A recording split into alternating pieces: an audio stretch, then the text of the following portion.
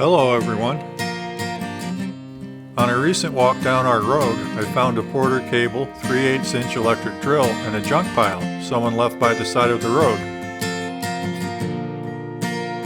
My nature being what it is, I couldn't resist taking it home to see what's wrong with it, and to see if it can be fixed. One thing led to another, and I ended up digging my lifetime collection of drills out of all the places they've been stored over the many years. The black Porter cable drill here on this end needs repair, and I want to evaluate the rest to see what they need. Maybe give them some attention, and who knows, maybe we'll find some real antique gems along the way.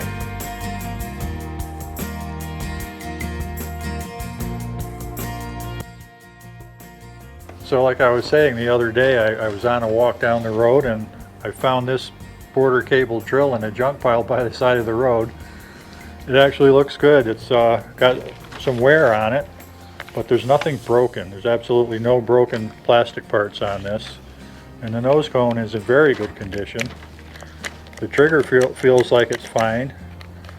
The forward and reverse button moves back and forth, and there's a locking button on there that locks the trigger on that is functioning perfectly. This is a model 2621 3/8" electric drill, Porter cable, proudly made in USA. Even the chuck appears to be working fine. This nice long cord, which is like 6 feet or more, doesn't have a plug on the end of it anymore, so I'm going to have to connect power to that just to test and see if this thing works. This was not a cheap drill, I would say, back in the day. Oh, and it actually, when you rotate the drill motor, well, you can probably hear that. My microphone's right here. Doesn't sound too terrible, so I'm going to put some power onto this and test it out.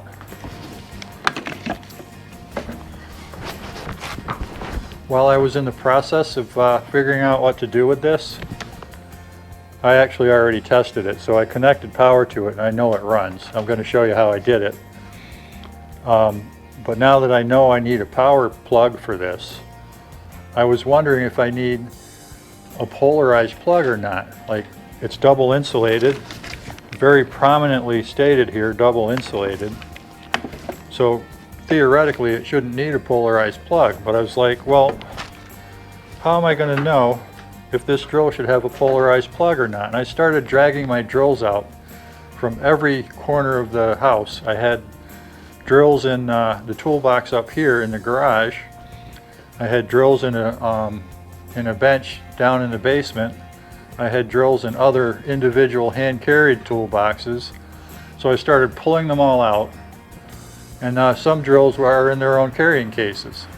And so much to my surprise, over the years I've collected 18 drills, and if you count the drill press, that's 19. So I thought it would be interesting to talk about some of these. There are some real antiques here, and a couple, classics that everyone would recognize. So let's get started with that. I'm going to clear this out and talk about them one at a time, and test them out one at a time and see what they need. So this is a Hilti hammer drill. Very heavy duty. In fact, it's so heavy duty I would say it's industrial duty. It's got 2 speeds, and a hammer mode and a drill mode. And I've used it quite a few times. I bought this one used on eBay.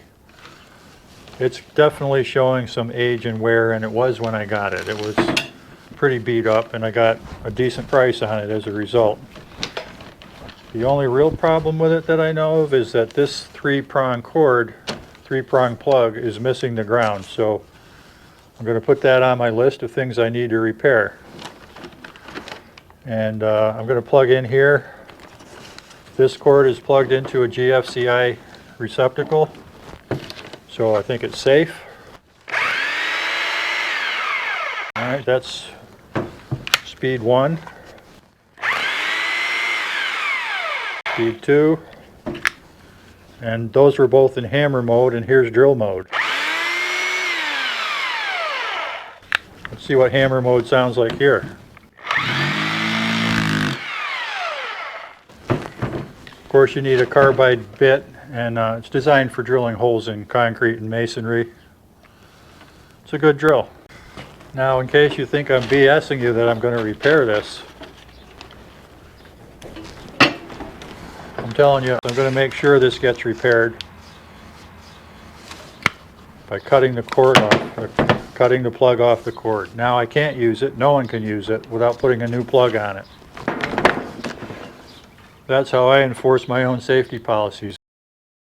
And I just noticed on this Hilti cord, as I look at it, it's basically all in good shape. It's not dry, it's very flexible still, it's not hardened.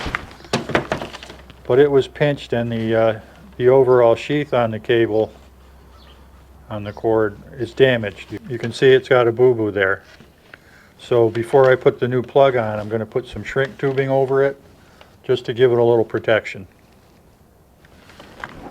So this is a Milwaukee hammer drill. It's got forward and reverse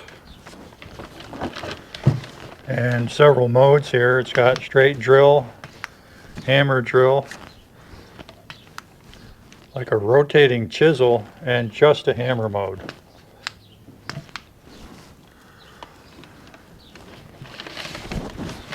This thing's like new. I've used it just a few times. It's got a 7-amp motor, which, by the way, the Hilti gun has a 7-amp motor also. They call it a rotary hammer. But I mean, everything like on this, you can tell it's like brand new. Even the cord and the plug. But here's what I was looking for when I dug all those drills out. This cord has a polarized plug, but it's not grounded. It doesn't have the third prong. That's what I wanted to see. If some of these drills that are double insulated actually need the ground. Excuse me. So that's what I was looking for. If some of these drills that are double insulated like this actually need the ground prong, and do they even need a polarized plug? This one has a polarized plug, so I guess that's a little piece of evidence I can use before I decide what to put on that Porter cable drill.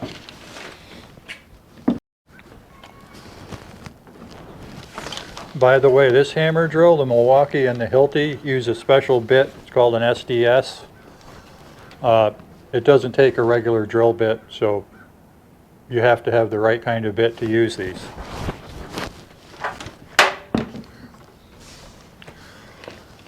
Now this drill, this is the first right angle drill I'm showing you.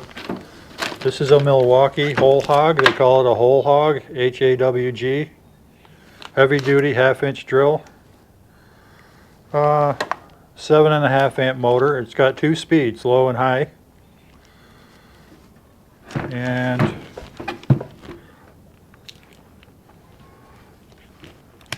low reverse and high reverse, it looks like. No. Low reverse,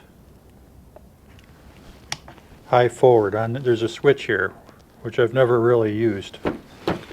It has a gear shift here. There's 2 gears, or 2 speed ranges, low and high.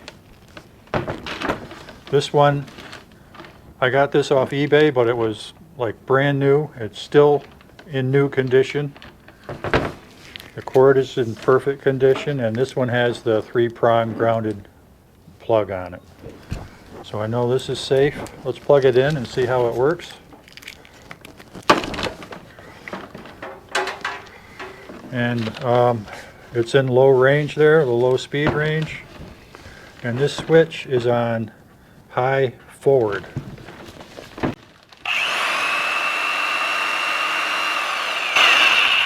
going to switch this to low reverse.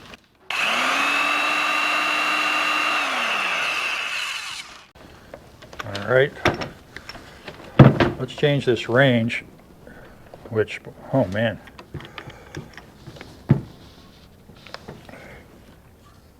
That's not easy to change at all. Now it's in high speed.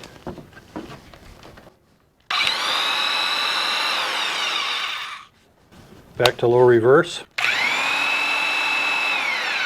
Yeah, reverse is just a little slower. Back to forward.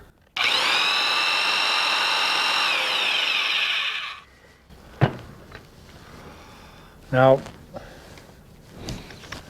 this thing's really hard to change gears on. It's very stiff. Back to low.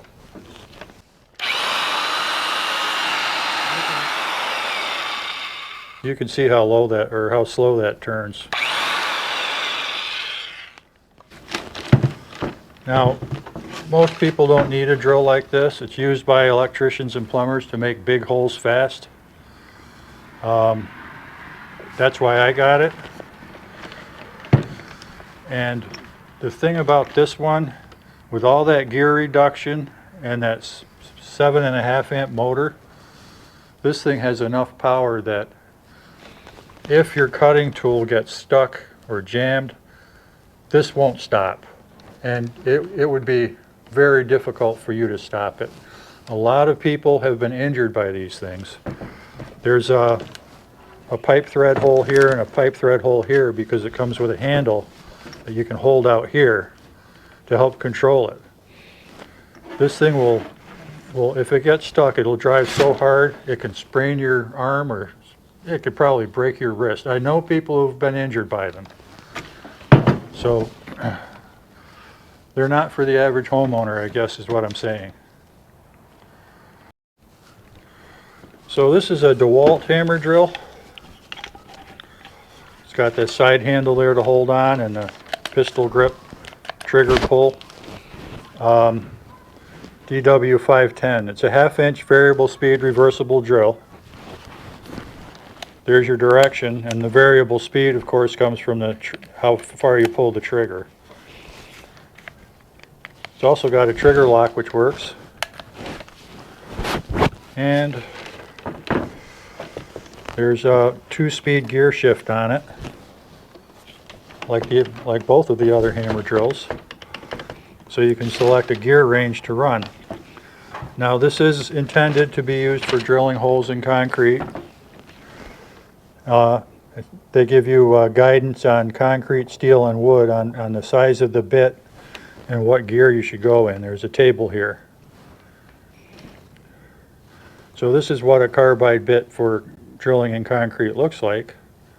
It's got that carbide tip attached to it. It could be silver soldered. I'm not completely sure. They probably solder it by some other means now if it's not welded.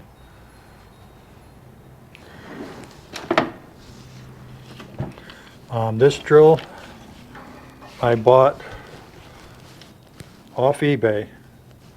You can see right here there's like a brand mark on it. Someone heated up a tool and permanently marked it with a big R.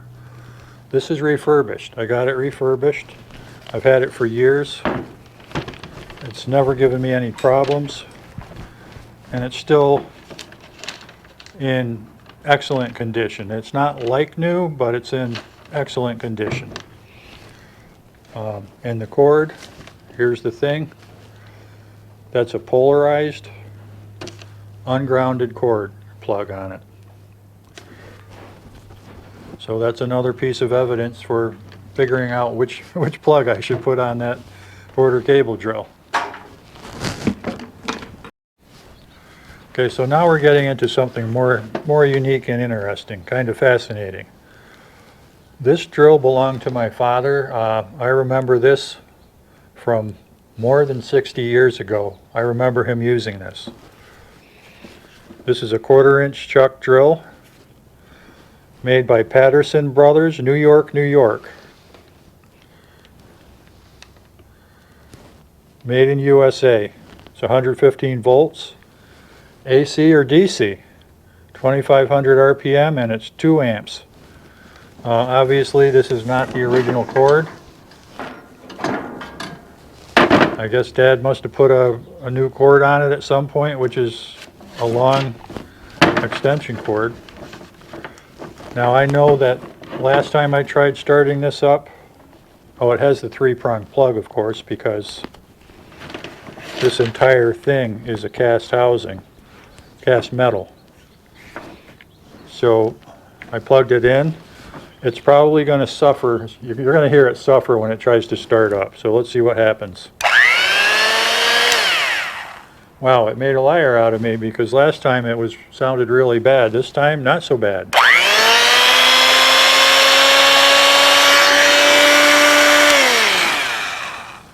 Not bad for probably a 70-year-old drill, maybe more.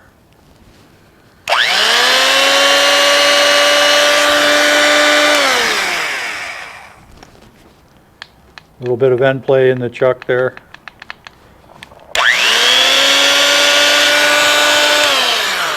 And there's screws here and here where you can remove and replace the brushes. Maybe just remove and inspect them. I'm not going to try taking them out right now. This thing's working great. This cord is ridiculously long, but it's in good condition. It's not hardened or cracked. It's about as flexible as your average cord. So I don't really need to do anything with this. And with a piece like this, obviously it's got a lot of sentimental value, so I'm going to hang on to it. Hopefully pass it on to my son or maybe my nephews, anyone who might be able to use it. So now we're moving up into the era of pistol grip drills.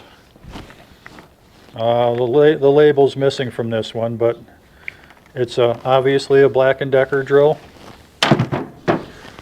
That's a Black & Decker, and that's a Black & Decker. They're all the same shape and size, and they all look very similar, if not identical.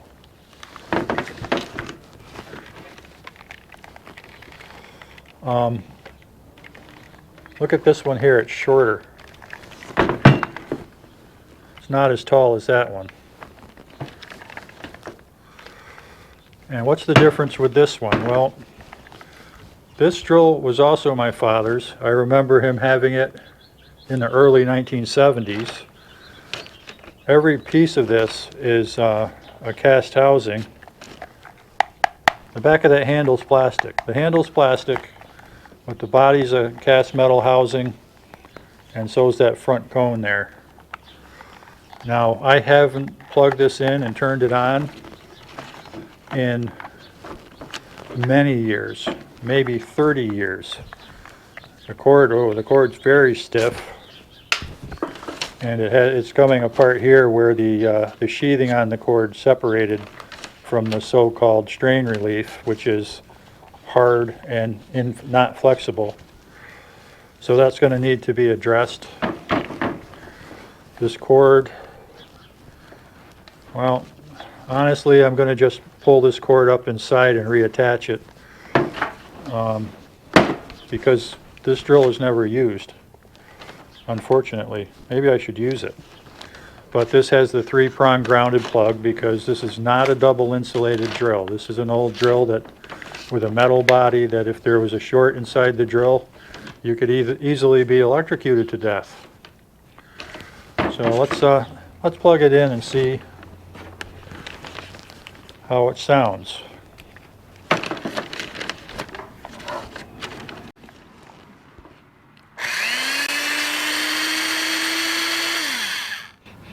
Boy, it smells like an old drill.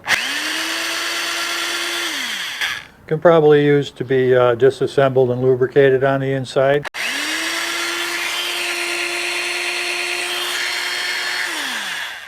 Not bad though. A little bit of end play, not much. And check this out. It's got a trigger lock, but it appears it's not variable speed and it's not reversible. So early 1970s vintage Black & Decker 3/8 pistol grip drill. But as we'll see, the pistol grip was around a lot longer than since the 70s. This is by far not the first one. I have one that's just amazing. Wait till you see it. Okay, so this orange Black & Decker is also a 3/8 inch drill like that one. 1 amp, nope, sorry, type 1, 2.5 amps. Black & Decker 3/8, 1200 RPM. And this had the same thing happen with the cord where it broke off with a overly stiff strain relief like this one. So the strain relief is missing, and I actually at one time cut the strain relief so it's not sticking out like that. Now it's just a rubber grommet.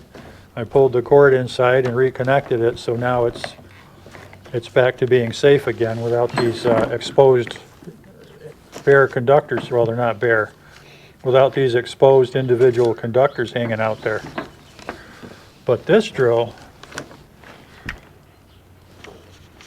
well, if you could read this, what's left of this sticker on it, it's double insulated. And it's double insulated, and it came originally with a non-polarized plug. So that's interesting. Maybe a double insulated drill doesn't need a polarized plug. I really don't think it does, but that's not the end of the story. So, let's plug this one in and see what it sounds like.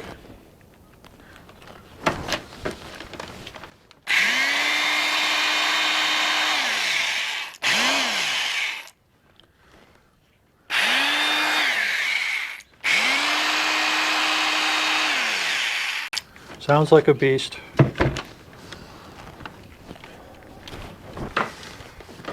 This was my first drill. I got this when I was 19 years old. I got it from a job I was working on, brand new, 19 years old. It was, you could say, part of my compensation package. It wasn't stolen. It was given to me.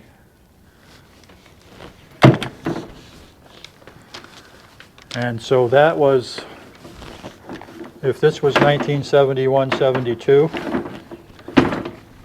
this was 1978 or 79 for sure. They went from a metal cast drill housing to plastic and called it double insulated and cheaped out on the cord plug. Now it's not 3-prong anymore.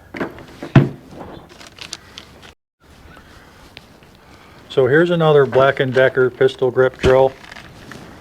I don't know the vintage, but I can guess pretty well because it's a plastic body, double insulated drill. And this one also has, guess what? A non-polarized plug. This is a 1/4-inch drill, 2500 RPM, 120 volts AC, and 2 amps.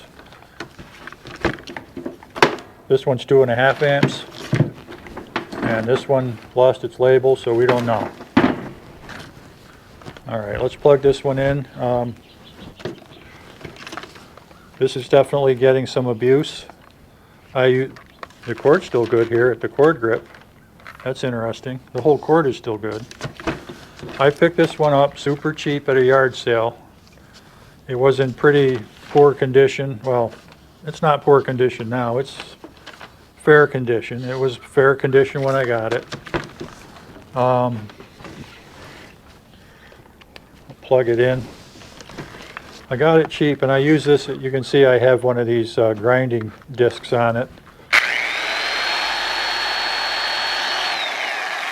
Works fine. Again, it's not reversible, but let's see how if it's variable speed.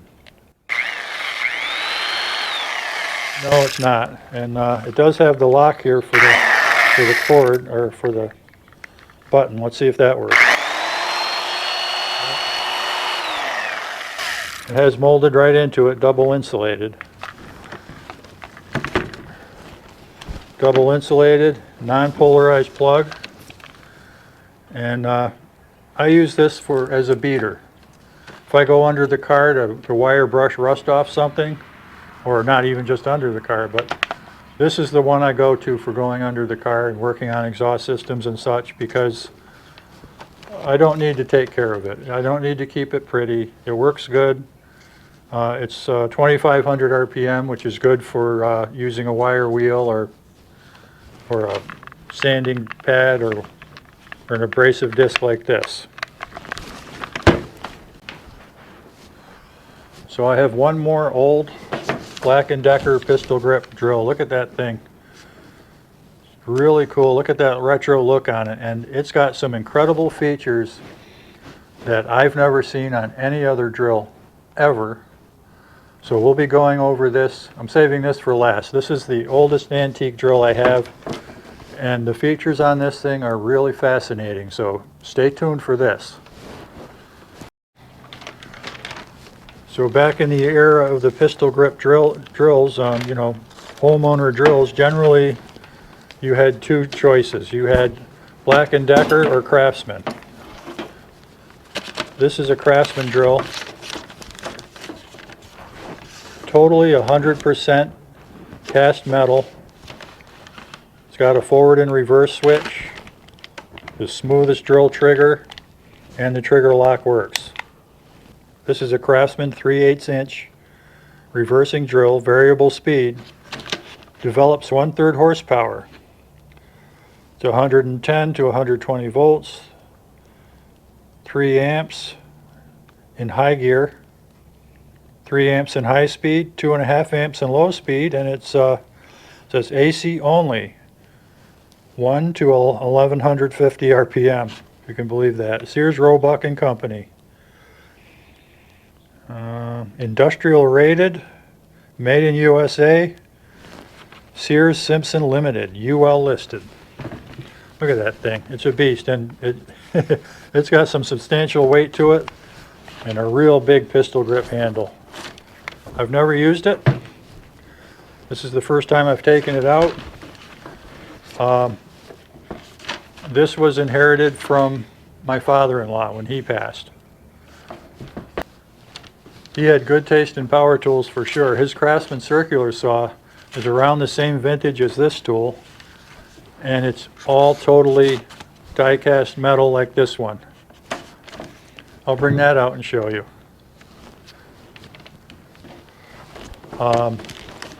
3-prong cord, of course, because it has to be grounded because it's not double insulated. Okay, this is the first time I've ever started this drill. Let me take that chuck out of there, chuck key.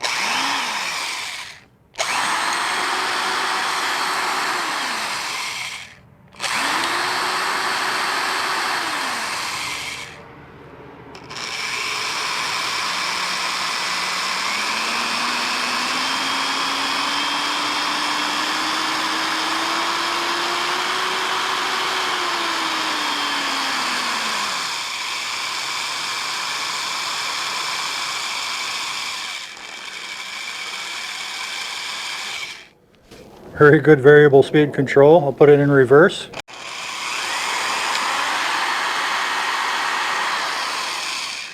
It makes kind of a clicking sound when it first starts. I don't know if you can hear that. Of course, it didn't do it that time. There might just be some loose crud in there. This thing could probably be cleaned out. The cord is in perfect condition.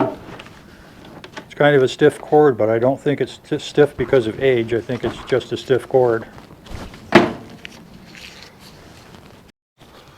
So I was surprised to find out how many drills I've accumulated over the years. I never thought of myself as a drill collector, but now I know I am, so I'll be on the lookout for some more cool drills.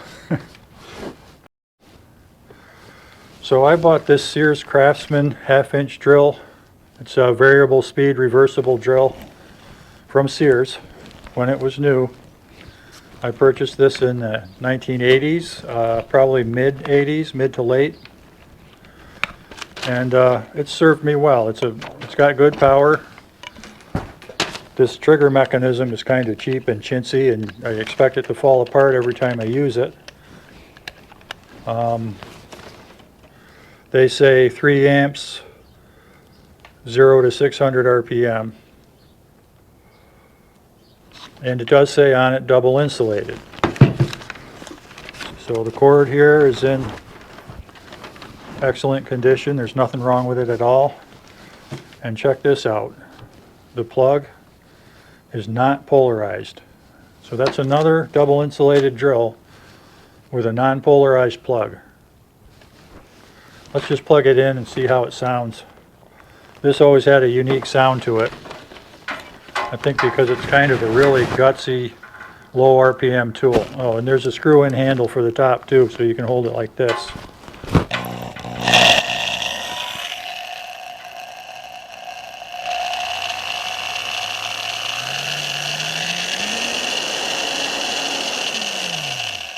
So the variable speed works good. Let me change directions.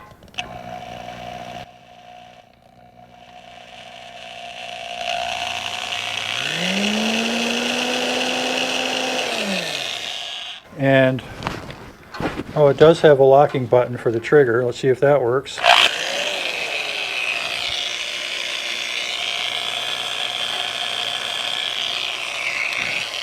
Oh, so that's the thing that doesn't really work on this. That trigger lock has this variable speed little adjustment knob on it. So you can lock it in at a low speed, like that. Let me see if I can lock it in at full speed. I don't know about that. Not really. So I think that's the part that really kind of broke. It doesn't work. The trigger locking mechanism doesn't work at anything other than very low speed.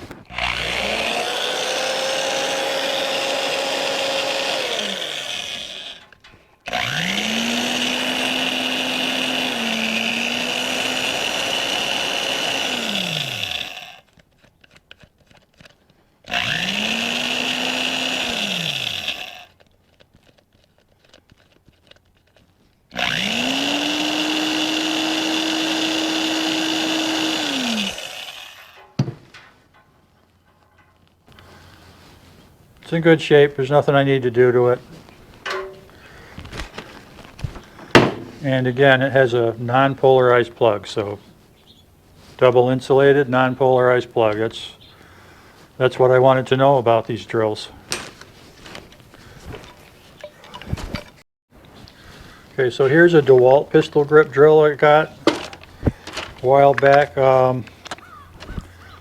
probably in the early 90s. Maybe early to mid 90s. This is my first keyless chuck drill that I've ever had. Double insulated. It's got a pistol grip lock on it, which kind of works, and reversible. It's a 3/8 inch variable speed reversible drill, 4 amps, 0 to 2500 RPM. And this one has a little bubble level in the back, so you can try to drill a straight hole that way or this way. And it's got that so-called belt clip or tool belt clip, so you can just hang it off you while you're working, which is just ridiculous. This one also has the telltale R that's melted right into the side of the plastic case. This was a refurbished drill when I got it, and it's still holding up fine. It works fine. This has been my go-to drill for quite a few years until I started getting battery powered drills.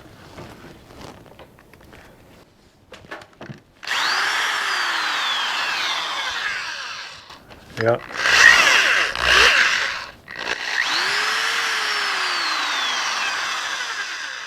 This thing cranks, obviously, and it's still running really good. And the variable speed is running really good.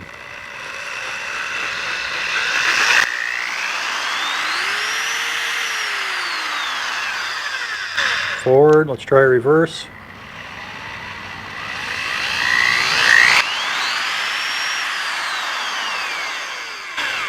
So this is a DeWalt DW106.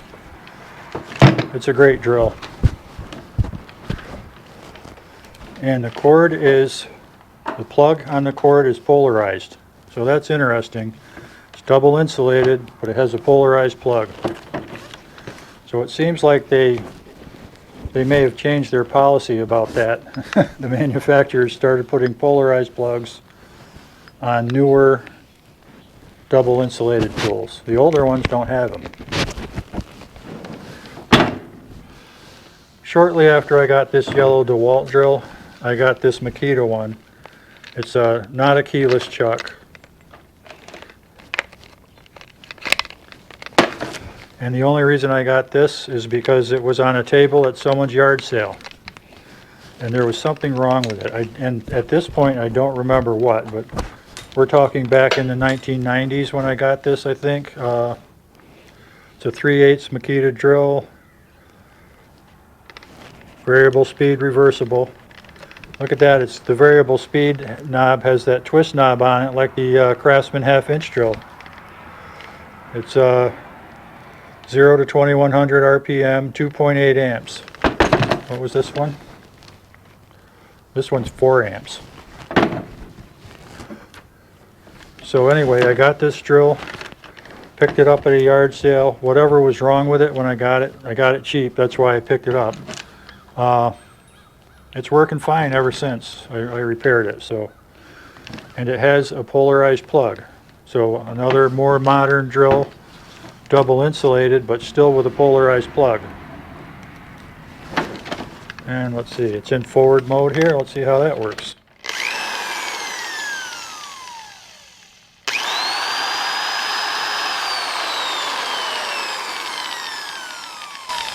And that's the cool thing about this one. It's so smooth. You see how long it takes to stop?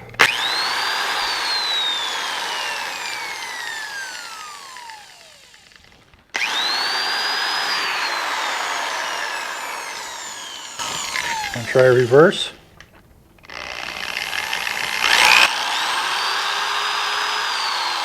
So the variable speed works fine. Look how long it takes to stop. And let's try the trigger lock.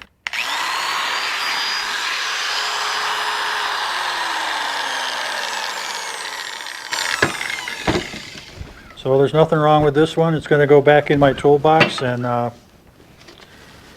stay there until the next time I get it out. Or occasionally this drill might not be available and I will pull this out and use it. Or if I want to have two drills going because I have, you know, different processes I want them to do, like drilling a hole and then chamfering the holes. If I'm doing a lot of holes, it's better to have multiple drills going at once. Okay, so this is a Hitachi 3/8 inch angle drill. It's not variable speed. And I'm looking for it. I was wrong. There's a variable speed dial on the back here, a wheel that you turn to change the speed. And of course the reverse and forward, or R and L, so right rotation and left rotation. I bought this one new. It was inexpensive. I needed a right angle drill. It says Hitachi D10YB electronic. Maybe there's, oh, this electronic speed control. 4.6 amps, 500 watt drill. That's fairly impressive. And the cord is a polarized plug, non-grounded. This whole body is plastic. So it's definitely double insulated, even though it doesn't advertise that. It's like, yeah, they're all plastic drills now. Why advertise that it's double insulated? This drill runs good, and I've used it, and I've had some success with it. Let's see how it sounds.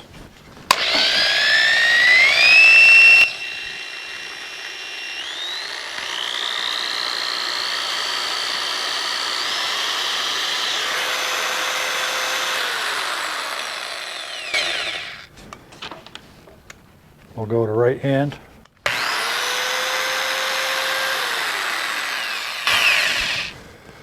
But this control switch, the on-off switch, is a terrible design. It's just terrible. I would never buy this drill again. What happens is you pull this switch down this way.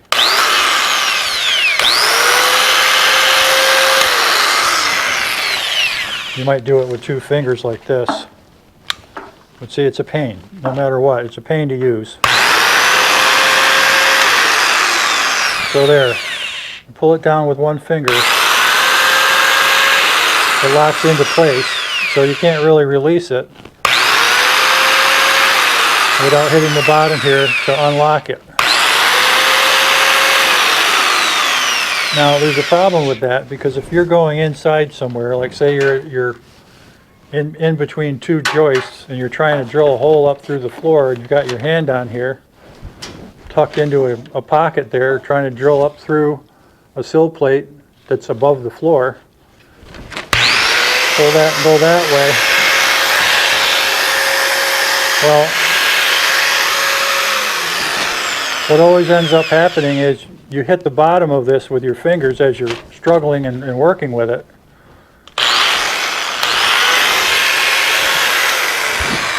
And all it takes is a light touch and it turns off.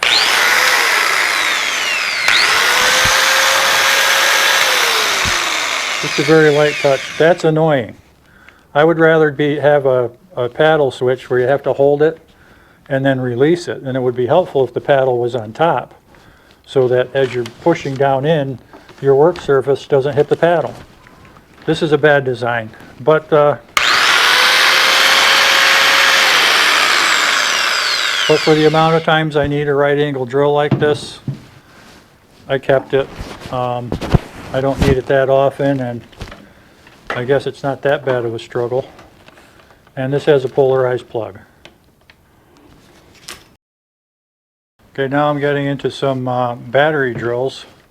This was a so-called Skill Professional 3/8" cordless drill and driver. Top Gun, variable speed, 2-speed gear shift here, adjustable clutch, removable battery pack, reversing, key storage, 1-hour recharge. Yeah, you can store the chuck key on the side there like that.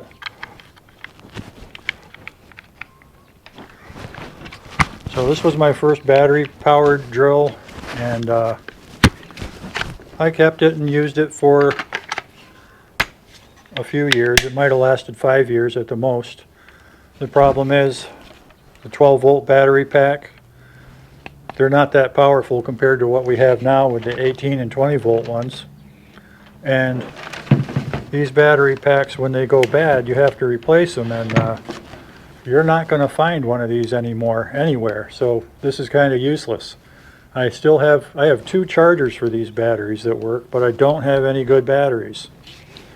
So I had an idea for this though, which is that I might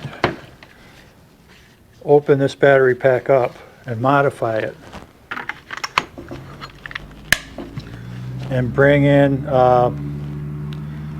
and bring a cord in through here with a couple battery clamps, and then I can use this any place I have a 12-volt battery, because this will have a long cord on it. So it might be good to bring camping, or just to have in your truck for an emergency drill if you need one out when you're out somewhere.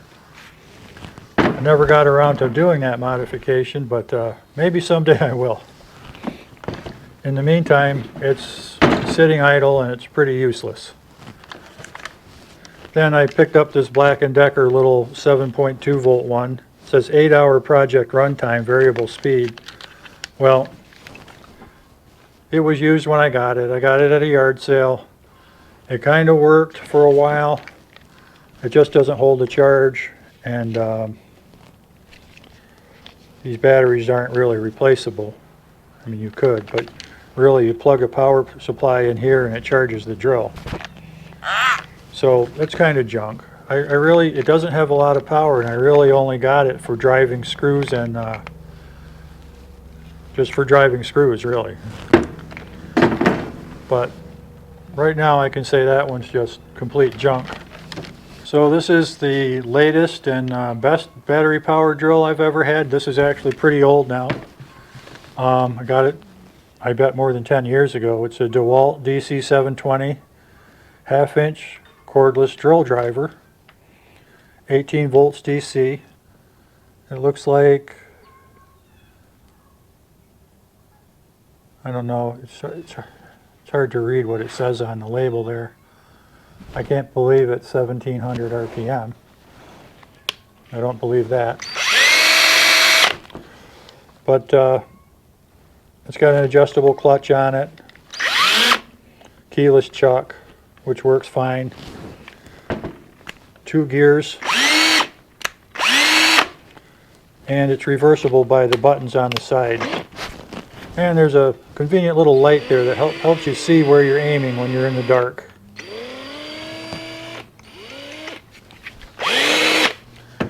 Still working good. The drawback to all these battery powered drills, which you know, they're very convenient for a short amount of time, because when I was adding these circuits to the garage, I could drill like 2.5 holes, and then I'd have to switch batteries because these batteries are getting tired. And here's the real drawback. This is the third set of batteries. I've had to buy 2 new sets, and so I'm on my 3rd set of batteries. I buy 2 at a time, and these are maybe starting to get a little weak, but it still works. Still very convenient to use this, and that's really my go-to drill if I'm not doing a large job. If you're doing a large job, you would need 10 batteries, I guess, all charged up and ready to go, because they don't, the battery doesn't last that long. It says 4.0 amp hours, so 4 amps for an hour. I don't believe it. I was boring holes to run my conductors. When you're going up through that double plate at the top of the wall and into the attic, you're drilling through 3 inches of 2x4s. You know, they're stacked on top of each other, and I could only go through there, I could only do that 2.5 times, and then I needed to replace the battery and charge the dead one up. So they're good, but you know, like anything else, there's compromises. Maybe the newer ones are better, the 20-volt ones. I haven't had a chance to experience them. And as long as this thing keeps working, I'm probably not going to get a 20-volt drill. It's cheaper to buy batteries and just keep using it. Okay, now, so this is the coolest old drill I have in my collection. Definitely an antique. I'm pretty sure I picked this up at a yard sale, I think. And it came in the original box with the original booklet that came with it. Here's your guidebook for the versatile 1/4-inch portable electric drill. Its proper use and care. And check this out. Electric home utility tools, products of the Black & Decker Manufacturing Company. So this is an old Black & Decker drill. The entire thing is cast metal. The handle, the body, the nose cone. It has a very retro look to it. Kind of looks like something you'd see Marty Feldman using in a crazy old, you know, Frankenstein movie or something. Look at that look. I think it's cool. It's very retro. Just the look of it. And then it's got this ID tag on it that's riveted to the case. It's an all cast metal case. It says 1/4-inch electric drill, volts 110. Amps 1.3, RPM 2250, catalog number HU1, HU Home Utility 1. Says Home Utility there. Model number 1. The Black & Decker Manufacturing Company, Towson, Maryland, USA. Made in the United States of America. This is like Black & Decker model number 1 pistol grip drill. So there's another very interesting thing on the ID plate. It says AC and DC, and it's rated for 110 volts. So if you had a 110 volt DC power supply, you could run this drill on it. It has a stamped metal chrome trigger and a very smooth operating trigger lock. Let me see if you can see that. See that little pin?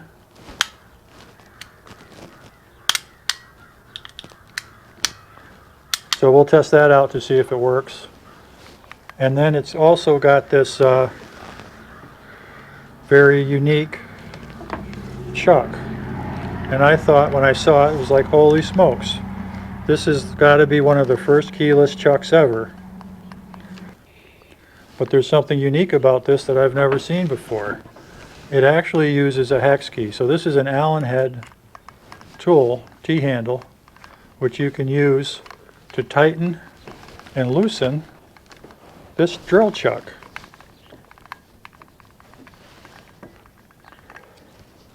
I haven't tried it with a drill yet. I guess I should try that.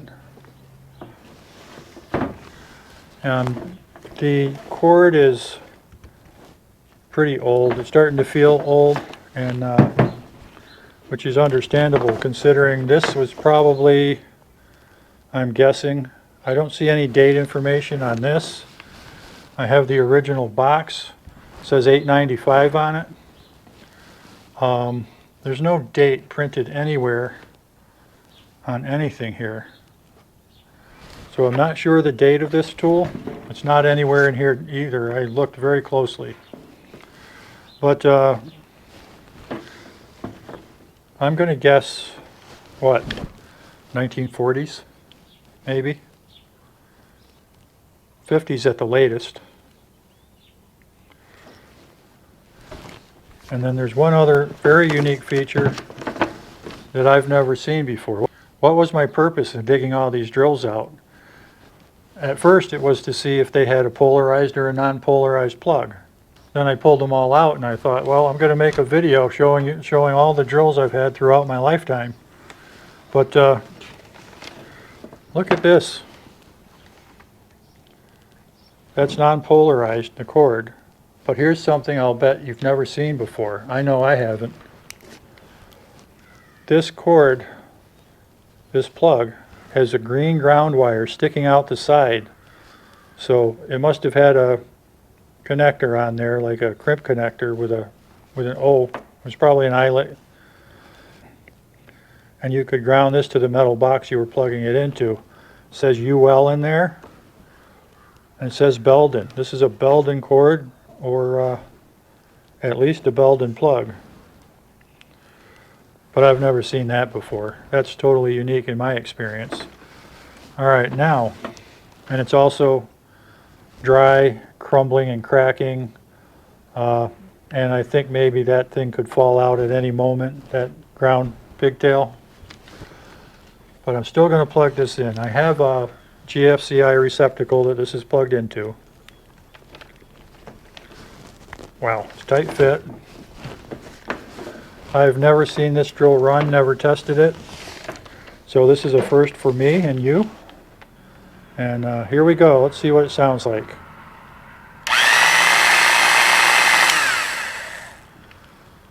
It seems okay. It sounds like it needs a little lubrication in there.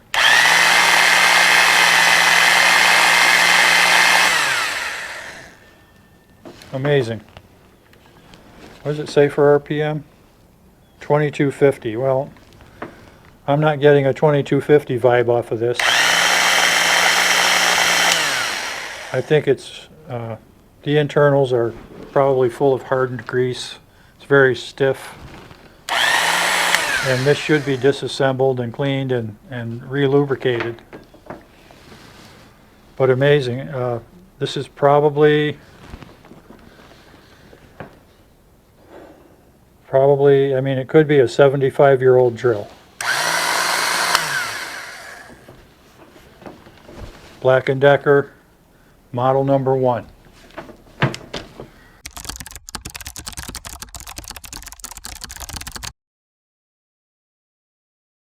I finally did what I should have done in the first place. I downloaded a manual for this Porter cable drill. As we can see here, it originally came with a polarized plug. Okay, so let's see if we can get this thing running and see how well it operates. This is the Porter cable drill that started this whole video. There's the black hot wire on the cord and the white grounded connection, often called neutral. So I have this cord I made up a long time ago. It's got a white stripe on one of the conductors, so I know that's the neutral, and this one does happen to be polarized. on a polarized plug, the wide prong is the neutral, the narrow prong is the hot. So the white one goes to wide, coming down here. So I put these alligator clips on, and strangely I have a black clip on the white conductor, but that's okay. As long as I make sure I connect white to white and then black to black, it's set up so that they won't touch each other. I'm going to plug it in. And remember, I have ground fault circuit interrupted protection here, so this is pretty safe to do. So let's see how this runs.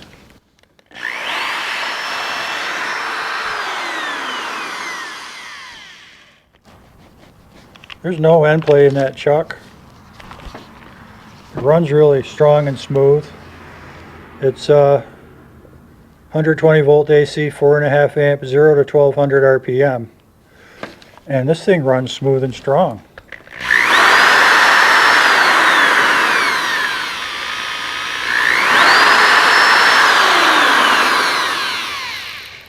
And let's try reverse.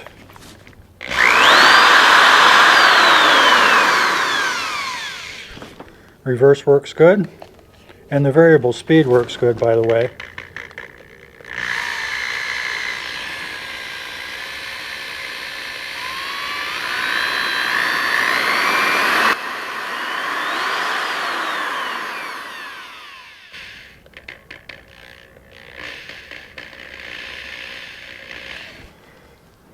Okay, so forward and reverse work, and how about the trigger lock?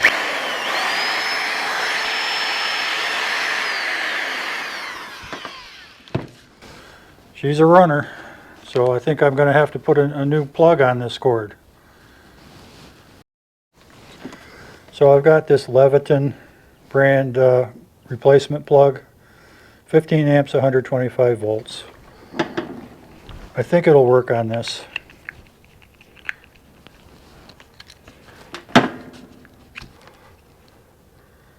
Okay.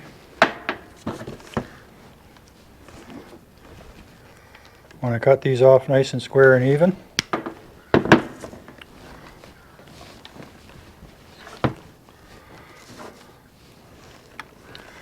And then I need to strip back the sheath on that a bit.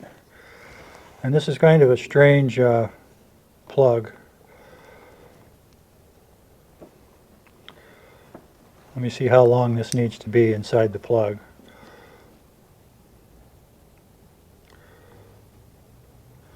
Well, I'll strip back a little extra because I can always cut it off afterward if it's too much. So I'm just lightly scoring, not cutting through the sheath with a razor utility knife.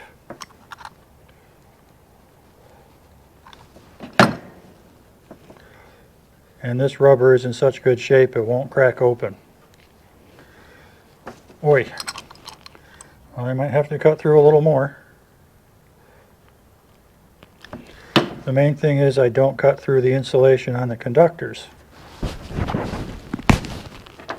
There it is. That came off clean.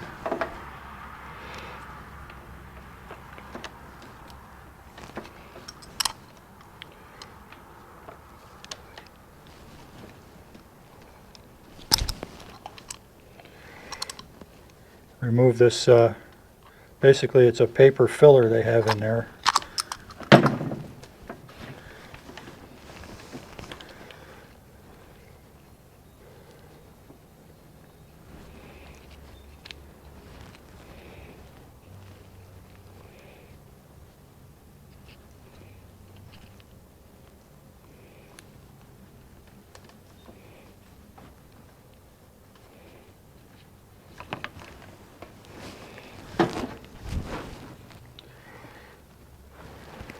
Okay, I made these, I stripped off at least a ½ inch too much, so I'm going to cut them.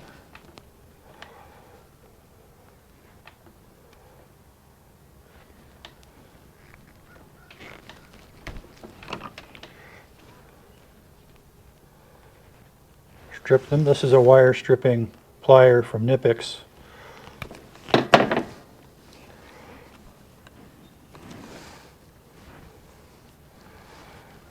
I'm going to twist all these strands together as snugly and neatly as I can.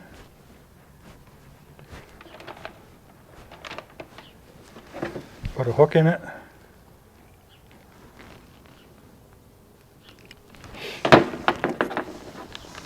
Wrap that hook around the silver screw.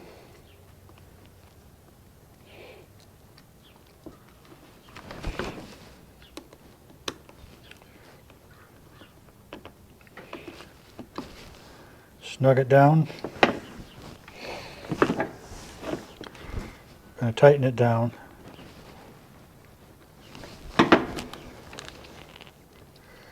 That's not going anywhere.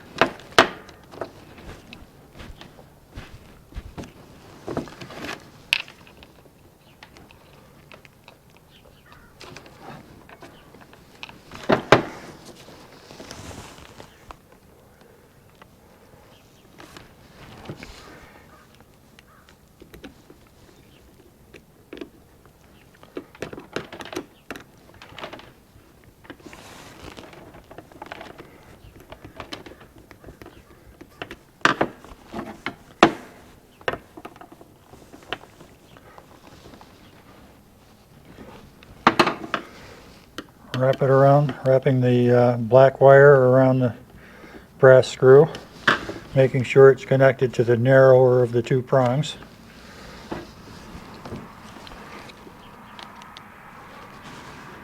Tighten it up, and let's see how this works. I think I have to pull the sheath back a little bit to get it to fit properly in here. Oh yeah.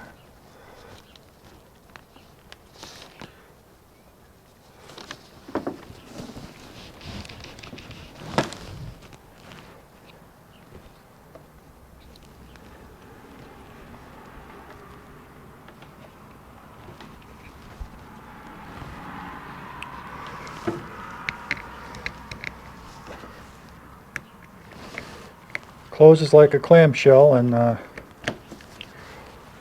squeezes.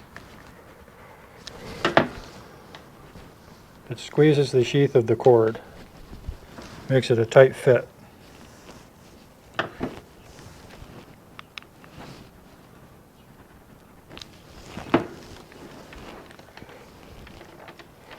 Yeah, that's going to work fine. Let's test it out.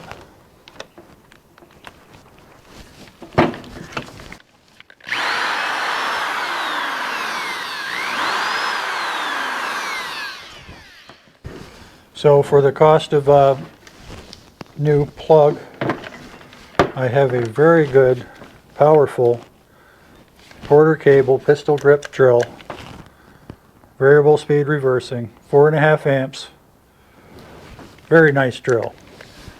Now, as you can tell, I don't need this drill, so I'm going to give it away in a prize drawing. After I get 10 eligible comments on this video, I'll randomly select a winner from those comments. To be eligible, I have to see you in my subscribers list, so make yourself visible to public view. The winner will need to provide me with a mailing address in the lower 48 states. If your comment is randomly selected, I'll send you this Porter cable drill free of charge. I'll even cover the shipping. It's a great drill. So if you want a nice drill for free, a nice Porter cable drill, please comment. I have to be able to see you in my subscriber list for you to be eligible. And I have to limit this to the lower 48 states of the United States because shipping can get ridiculous otherwise. Thank you for watching. Like, comment, and subscribe.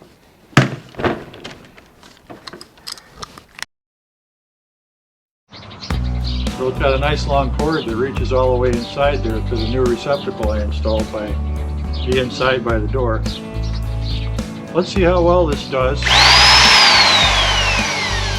with a 3/4 inch auger going through a nice solid piece of 4x4.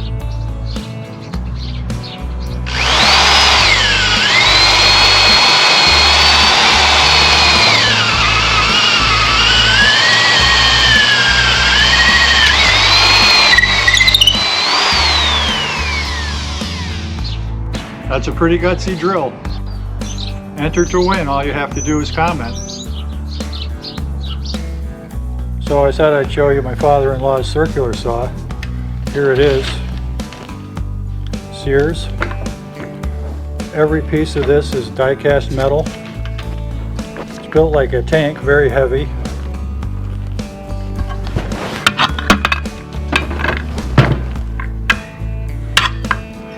Looks like there's a knob missing here.